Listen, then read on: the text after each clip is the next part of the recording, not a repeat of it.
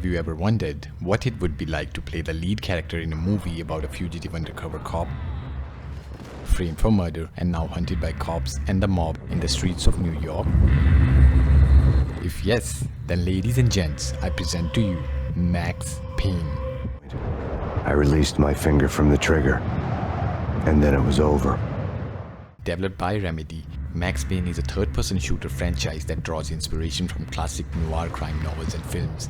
The game follows NYPD detective Max Payne, who attempts to solve the murder of his family while investigating a mysterious new drug called Valkyr V. Doing so, Max becomes entangled in a large and complex conspiracy involving a major pharmaceutical company, organized crime, a secret society, and the US military. Pills would hold the pain back for a while. Max's journey is a revenge story about a man who's been pushed so far into a mad, impossible situation that normal, everyday life has lost its meaning. No glory in this. I hadn't asked for this crap. Trouble had come to me in big dark swarms. The game came out in 2001. For the time, it was revolutionary. And now, after more than 2 decades, join me as we try to find out why it was such a big deal. The word was out. A deadly virus released into the city's corrupt circulatory system. Max Payne at large. Development of Max Payne spanned several years. Game was made by just 24 people in Espoo, Finland, a garage band according to its writer Sam Lake. Developers wanted to create a deeper, more psychological story, which would set it apart from the existing action games of the time, something that reflected both outer and inner turmoil of the city, as well as its people. The worst winter storm in recorded history continues to pound. After the success of their first game, Remedy considered multiple ideas for their next gaming venture, a third-person shooter, another racing game, and a space combat sim. In the end, it was decided that the idea of a third-person shooter like Tomb Raider, with less focus on puzzle solving and more focus on gunplay, looked more promising. Scott Miller, who previously published Death Rally with the team in 1996, was keen on continuing their partnership and agreed to fund the new game on the condition that Remedy produced a graphically stunning game, that it did not cost too much, and that the game had a catchy, memorable title, preferably the main character's name in it. Miller suggested Max, and the team Remedy suggested Heat. Thus, Max Heat was finalized. 3D Realms spent considerable amount of money worldwide trademarking the name Max Heat before someone at the company suggested the last name Payne, which was immediately adopted. The door slammed shut behind me, and then I was dodging bullets like raindrops. In the creation of game, developers wanted to create a strong character that would be the foundation for a new gaming franchise. They also wanted to provide a clear backstory and a strong motivation to the main character. Oh God, no, please, Michelle. Oh, baby. Max's character was modeled after Sam Lake, who also wrote the game's story and script for the Finnish company Remedy Entertainment. Sam and the design team wanted the game to feel like an authentic noir thriller in New York, for which some of the team members flew to NYC and took thousands of pictures to be used as textures in the game. Instead of using traditional animated cutscenes, Max Payne made notable use of gritty comic book illustrations and voiceovers between campaigns. So when are you coming to work for me, Detective Payne? You'd make me work undercover in some hellhole. Sorry, Alex. Michelle and the baby come first. This gave the game a unique aesthetic compared to other games on the market and remains one of its most distinct features. These were also cost effective, as it was easier to reorganize the comic panels if the plot needed to be changed while developing the game. Sam also dressed up and played the role of Max Payne for the cutscenes. Is this the Payne residence? Yes, someone's broken into my house. They're still here. You have to... Good. I'm afraid I cannot help you. Who is this? Hello? Writers also included occasional humor in the game, commenting that humor is a natural part of playing games. This is Deputy Chief Jim Bravura from the NYPD. You are to cease your criminal activities and surrender immediately. Sure thing, Jim. Me and the boys have been talking and everyone's real sorry. They'll never do it again. Who the hell is this? Max Payne was way ahead of its time and managed to bring something new to the shooter genre, which had gotten quite stale by the early 2000s. Personnel, the self-destruction sequence has been initiated. Evacuate the complex immediately. The game had a gripping story likes of which were not common back then. Murderer! You killed her!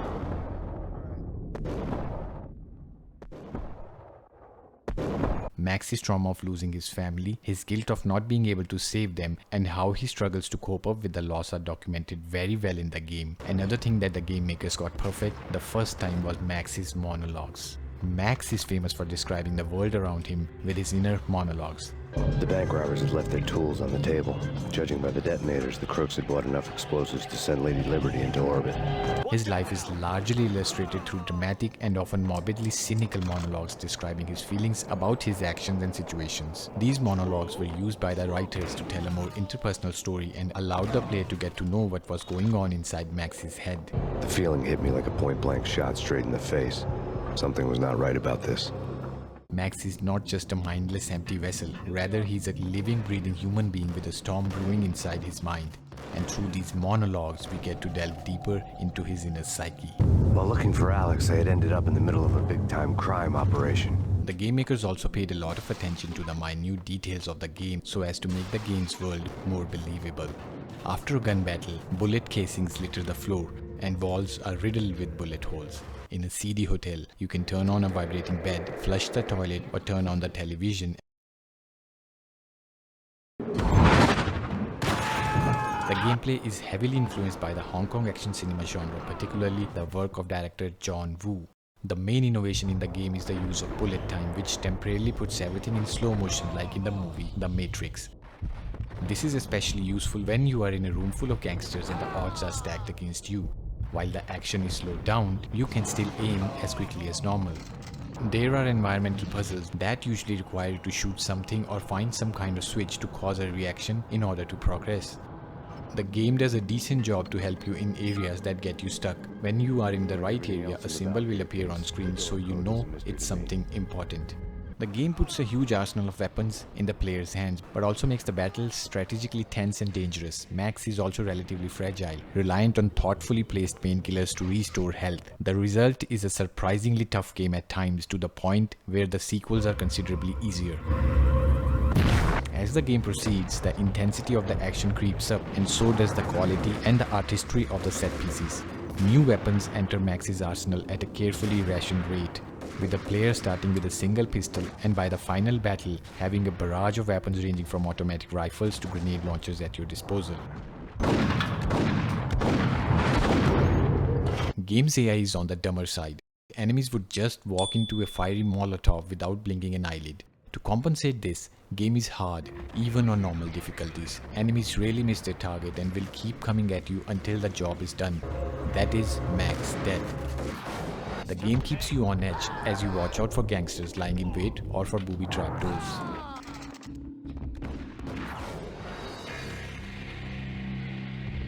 One instance that I particularly found annoying was when enemies would just throw grenades from blind corners and then will shoot you like luring a prey out of its den. Going away from the beaten path at times will reward the player with precious painkillers, and one can also find ammo and other items hidden inside these smashable crates. Lack of checkpoint system may not look familiar to newcomers, and as such you will end up dying multiple times within the level. In my playthrough, I did run into some errors, from minor to game-breaking ones, and as such it is recommended to save the game more often. The first game is also the most difficult in the series, with Max being able to survive the least amount of damage and bullet time being a much more finite resource. Thankfully, the game has an old-fashioned save at any time system which helps tone down some of its difficulty.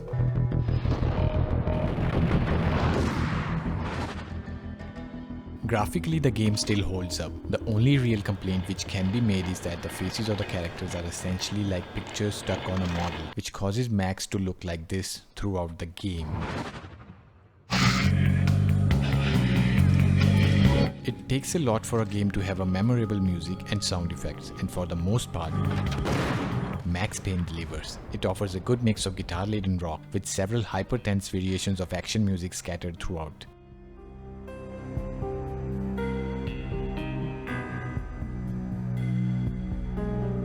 The most memorable sound from Max Payne is the deep, singular and recurrent note of piano, giving the game a dark, resonant tone. Just when you thought you had reached the deepest depths of horror, it suddenly got worse. James Perry McCaffrey An American actor was selected to lend his voice to the protagonist of the game series, Max Payne. How to turn off that small voice inside your head that started to whisper that you should be glad that now, if not before, your revenge was justifiable on any conceivable moral scale.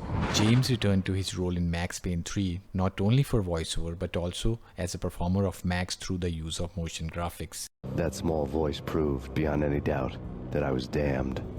Max Payne also received a lot of praise for his story, earning the game a number of awards. Additionally, the game is frequently listed among the best PC games of all time. So this is the part where we take a look at the story of Max Payne, so spoilers will be in effect. So, after the fateful incident, Max joins DEA seeking to bring down the network of the mysterious drug, Valkyrie. I told Alex I'd be transferring to the DEA. Approximately 3 years later, a solid information is received from informants that Punchinello crime family of the Mafia is involved with the distribution of Valkyrie. Max infiltrates the crime family as a double agent. I went undercover, infiltrated the worst Mafia family in New York. One night, Max receives a call from BB citing important news concerning Jack Lupino. BB sets up an urgent and immediate meeting between Max and Alex. BB here. Something urgent has come up with Jack Lupino. You need to meet with Alex immediately at the Roscoe Street station. While waiting for Alex, Max accidentally gets involved in a shootout with mobsters who are staging a bank robbery through an abandoned part of the subway. Alex, I'm glad to see you. When Alex arrives, he is murdered in front of Payne by an unseen assassin.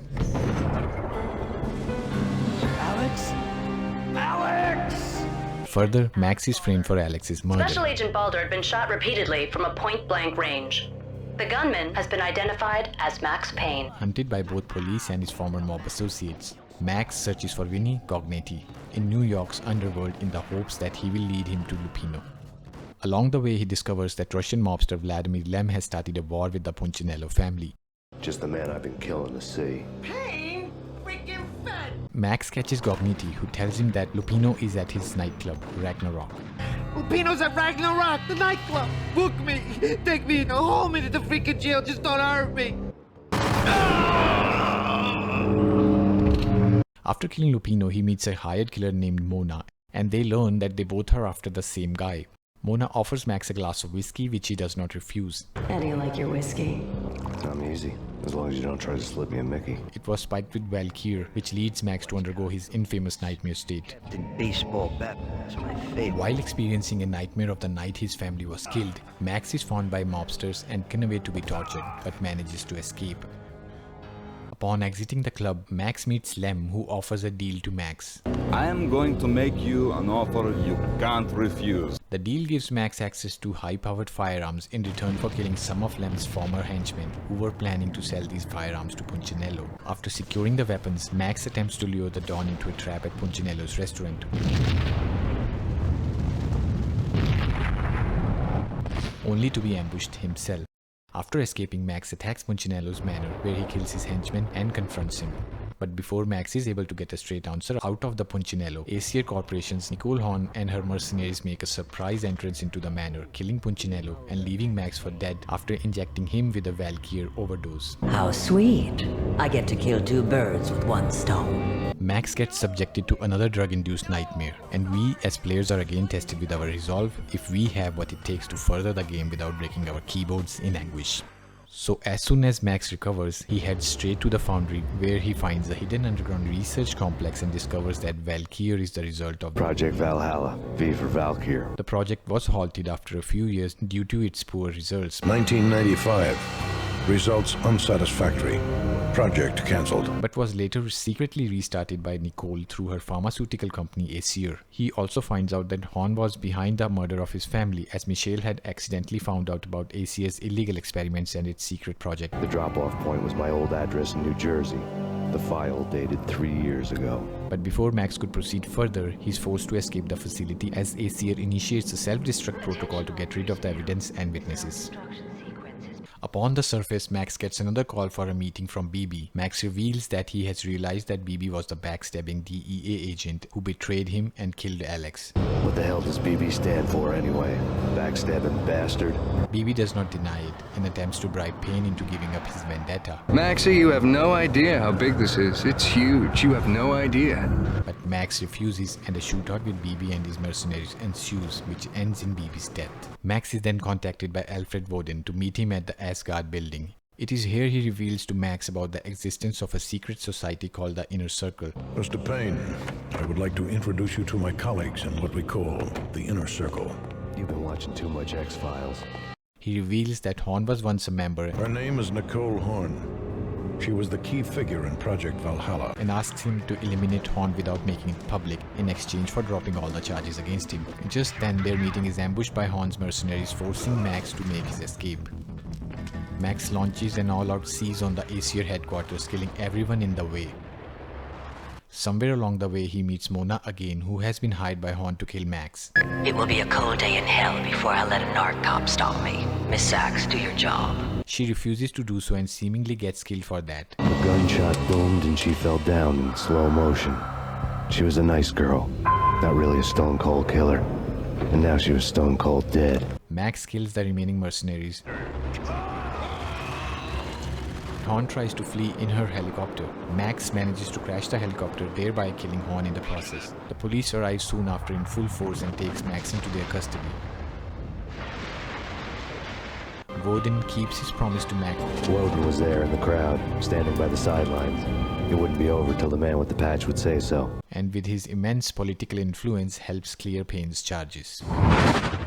The game came out in 2001, and yet after 2 decades later, here we are still discussing its intricacies. Writers wanted to make the game a psychological thriller as well as a violent action game, one that deconstructed the protagonist as it went along. The whole building was rigged with explosives. The core themes in the game are loss, grief, guilt, substance abuse, revenge. Max is a man on a mission. He's not a hero, rather he's an anti-hero who has been put into a grave situation against his will. No one would be walking out of here alive. He blames himself for the murders of his loved ones, and his rage is a slow-burning fuel that moves the plot forward. I had no illusions. I was no hero. Just me and the gun and the crook. My options had decreased to a singular course. Game is an exploration of a world where vice, ruin, and death predominates. A world that is not alright. Payne, you're a dead man. That's what everybody keeps telling me. Some of the other themes in the game are suicide, deception, and mental illness. Everything was subjective. There were only personal apocalypses. Nothing is a cliche when it's happening to you. Game also makes various references to Norse mythology, with clear mention to Aesir gods. Further, game's characters show influence of Nordic legends. For example, Alex Balder, Max's friend, can be related to Aesir god Balder, the dying god. Alfred Woden as Odin, the all-powerful king. Then there is a Project Valhalla, which is in direct reference to Great Hall in the celestial realm of Asgard. Top secret. Project Valhalla. U.S. Army. Yggdrasil Network. Drug V is itself taken from Valkyrie, and Lupino's nightclub refers to the Norse myth of Ragnarok that describes the destruction of the world and the gods. The whole setting is further amplified by the mysterious snowstorm that has gripped the New York. Outside, the mercury was falling fast. Snow was falling like ashes from post-apocalyptic skies. Game's story may seem like a simple affair in the beginning, but that would mean we are overlooking its intricacies. In hindsight, we can see that there is a power struggle going on among the inner circle, and as such, no one is what they seem to be. Everyone has a hidden agenda. At first, it seems like Woden is helping Max because he's one of the good guys. Afterwards, we can protect you. However, that is far from the truth. As the game progresses, we can see that Woden was being blackmailed by Horn. I was sure that kinky sex was nowhere near Alfred Woden's worst sin. Further, Woden was aware of the imminent attack on the meeting and came fully prepared for it too. In the land of the blind, the one-eyed man is king. I didn't know how he pulled it off. On screen, the so-called corpse of Alfred Woden stood up, miraculously waking from his dirt nap. The inner circle also knew about what Horn had been up to, but chose to stay silent until the last moment. All this because your wife stuck her nose into things that were none of her business. Both of us knew how this would end, in pain and suffering. The theme of drug abuse and mental illness is prominent in the game. Ironically, Max begins his crusade hunting and condemning drug dealers, but his physical and emotional trauma causes him to develop an addiction to alcohol and painkillers. I am ready to be her son. Her time is now, and all who stand in her way must die! Lupino, the first boss in the game, is shown as a nutcase who has completely lost his grip on reality and is fanatically obsessed with the Norse myth of Ragnarok. End of the world. They knew my weak spots and closed in for the kill. The floor turned into a vortex of green blood. I fell. Max Payne's nightmares are a recurring stylistic theme in the game, taking shape as chapters of psychological thriller and horror. Often featuring symbolism, they depict the inner thoughts and mental struggles of the protagonist, allowing the player to gain insight into the character's psyche. You're in a computer game, Max.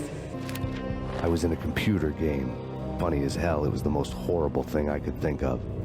While the concept is unique, these levels are poorly designed and actually end up highlighting the inherent discrepancies in the gameplay. Ladies and gentlemen, it's the pain in the butt. Pain to the max. It is very hard to control Max on these thin lines, and since there is no obvious visible path in sight, you will die multiple times, which will result in anguish and frustration. You killed her! If somehow you can look past these minor flaws, then there's a solid game waiting for you. Bullet time was the next big thing that the developers wanted to show off. So it is quite obvious that you are presented with lots of opportunities to use it. As a result to the inevitable comparison to the movie Matrix, the designers have included several homages to the film in order to capitalize on the hype. For instance, detonation of the subway tunnel door to gain access to the bank vault is similar to the cartwheeling elevator door in the movie. Then this scene at the steel foundry, these guys just look identical to agents from Matrix. There's also a reference included in game to John Woo as a password for opening a door. It's me, open up, let me in quick. Not so fast. The password, John Woo. Sure, Max is a one-man army, but he is also a profoundly damaged individual living only for revenge. A cold burning hate overwhelms him throughout the game, to the point where he willfully destroys evidence that could clear his name because he no longer cares. He just wants his enemies dead in the hope that it will make everything better. I really didn't care anymore. Game is about a man trying to come to grips of losing his family and fighting insurmountable odds in his quest for vengeance. The devil was in the drug. I knew. I had met him. The developers went for the filmy noir look for the game and nailed it perfectly. The game is unapologetic about the references and portrayal of its characters. This is another reason why I love these classic games and the time they represented. Free-flowing ideas and creativity without the need to preach us commoners with the message. Since the game is old, there are certain problems with its gameplay that seem to be just too outdated these days. Max cannot take cover behind objects. Then there were instances of scripted scenes not working, which resulted in unnecessary deaths in my case. Difficulty in the game is off. Enemies rarely miss, resulting in a very hard game even on lower difficulties. Neither Remedy nor Rockstar has bothered to update the game with any patch as of yet. In its original state, it is not possible to enjoy this game without running into severe game-breaking bugs. Fan mods to the rescue again. Max Payne did action, psychological deconstruction, elaborate dream sequences, humor and empathy, all in one impeccably presented package. Down below, New York City glittered like diamonds on black velvet. Critics and fans went wild, with the game going on to sell millions of copies even with a crowded market. 1 down, 2 to go. In the end, all I can say is let's hope Rockstar manages to do justice to this beloved fan favorite game and the long overdue remaster actually ends up being good so that old and new fans can enjoy this classic once again. Thanks for watching.